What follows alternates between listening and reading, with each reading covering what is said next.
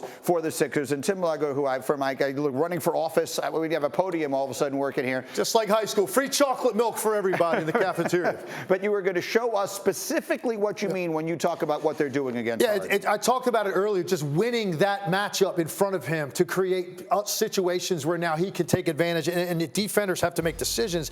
He's not winning those. And here's a first example, and you see James, he comes down, he's just going to let guys clear out. Now this hurts him a little bit right here because this is a non-threat on the strong side. So that means right off the bat, you can just stay on the edge of the lane, and you can see the way that they are loaded up. I mean, this is what James Harden is looking at. He sees 5 defenders in the lane, and when he sees that and he's got a non-shooter to the right side, that means he's going to do something predictable. And you can see, this is why I wanted to illustrate this. I mean, this is just a defender that should not be able to do this.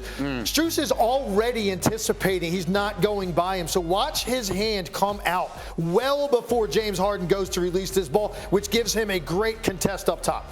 And that's a very difficult shot. And again, it's all correlated to the fact that he can't blow by. This one I love. Now, this is P.J. Tucker.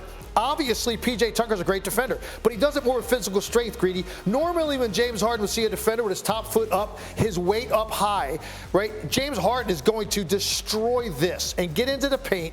And now the options are there when you make these other defenders react to you. And when they do that, you've got kickouts here, potentially a kick out to the opposite corner, or how about James Harden just getting to the rim and finishing? The problem is, Greeny, he doesn't win this.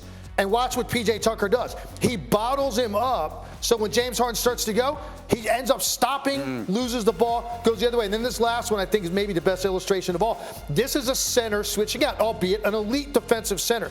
It's still a center.